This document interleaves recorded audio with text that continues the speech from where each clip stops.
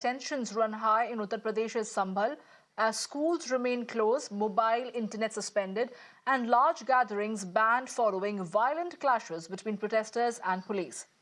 The unrest erupted after hundreds protested against a court-ordered survey of a religious structure in the area, leading to the death of 4 people and injuries to several others, including police officers.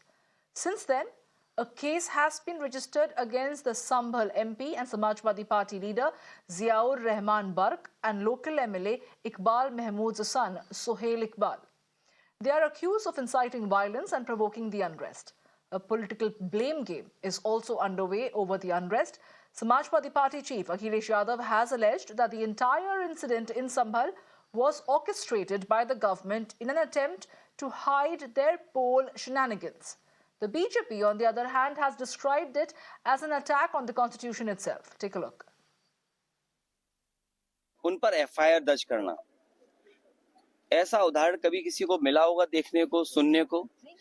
एक police officer ये कह रहा हो कि नेता बनना छोड़ दो, नेताओं का सहारा लेना छोड़ दो। किसके लिए भाषा थी वो? और मैं ये कहना चाहता हूं, हालांकि सब जानकारी आपके पास है, पूरा का पूरा कराया गया ये दंगा है। और किसने कराया? सरकार ने कराया। क्योंकि सरकार जो बेईमानी कर रही थी, सरकार जिसने वोट लूटा, सरकार ने जिसने मशीन पर ईवीएम की बटन बार बार पुलिस से दबाई, प्राइवेट ड्रेस में पुलिस लगाई, उस चुनाव में इनकी धांधली, इनकी चोरी न पकड़ी जाए, इसलिए जानबूझ करके संभल में घटना कराई है। देखिए, जिस प्रकार की घटना को अंजाम दिया है वो शासन के इशारे पर पुलिस प्रशासन के वहां के लोगों ने किया है। और मुझे अफसोस है कि ये लोग इस घटना को अंजाम देने के लिए घटना में शामिल थे, उस घटना को छुपाने के लिए, अपनी लापरवाही, अपनी नाकामी को छुपाने के लिए। और मैं अपने क्षेत्र के लोगों की कानूनी कोई मदद नहीं कर सकूं, मेरी आवाज को दबाने के लिए मेरे पर मुकदमा दर्ज किया गया है। और जिस दिन पहला सर्वे हुआ मैं वहां मौजूद था, उस दिन कोई क्यों घटना नहीं घटी? जिस दिन जुमे की नमाज हुई, नमाज पढ़ने से रोका गया, मैंने खुद वहां नमाज पढ़ी, उस दिन कोई क्यों घटना नहीं घटी? जब मैं मौजूद नहीं था तो घटना मैंने करा दी। और जिन लोगों ने आज इस संभल को जलाने का काम किया है, पूरे प्रदेश और देश की एकता को तोड़ने का काम किया है, जो संविधान की धज्जियां उड़ाई हैं, उनके खिलाफ न्यायिक जांच होनी चाहिए। देखिए, बहुत दुखद है, 4 लोगों की मेरी बात जानकारी है मौत हो चुकी है और पुलिस ने सीधे गोली मारी है, माथे पर गोली लगी है। पुलिस ने पूरी तरीके से बर्बरता का नंगा नाच किया है। अगर सर्वे कराने के लिए गए थे तो पुलिस ने क्यों इजाजत दी असामाजिक तत्वों को जाकर के वहां गाली गलौज करने की, वहां उकसाने वाली नारेबाजी करने की? वहां जब आप उकसावे की नारेबाजी करोगे तो टकराव होगा। तो पुलिस जाकर के टकराव कराने का काम करे, इससे दुखद कुछ नहीं हो सकता है।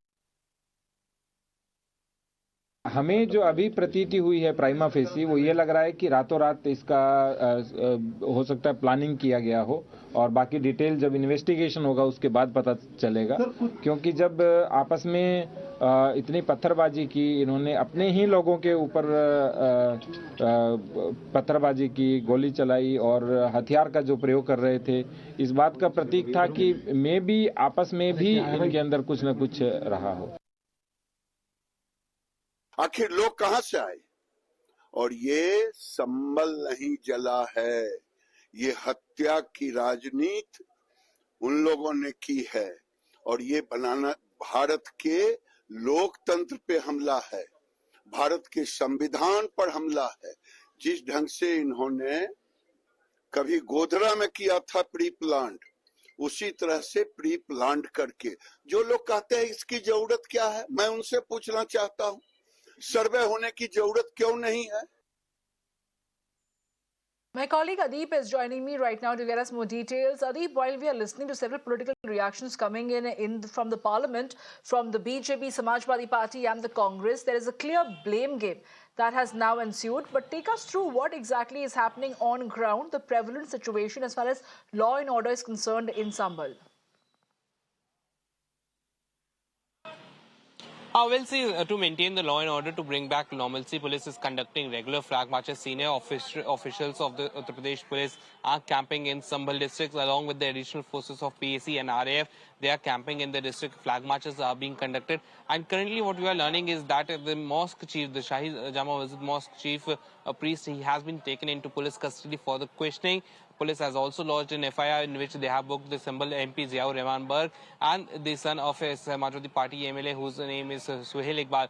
They both have been booked, and political blame game has started. Samajwadi Party is blaming the state government. In fact, Akhilesh Yadav yesterday also he blamed the state government, and he said that the incident that has happened in Sambhal is just because the government can divert the attention from the malfunction that has taken place in the Uttar Pradesh bypolls. And in fact, today also while he was in Parliament, Akhilesh Yadav blamed it on the government. In fact, he also linked it to the recent movie which was released, the Sabarmati report.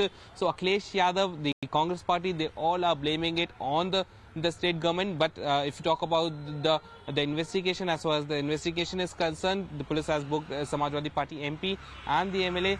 The mosque chief, he has been taken into custody, and as per the police, 7 FIRs have been lodged in this case, and around 25 people have been arrested so far in this particular case of Sambhal district.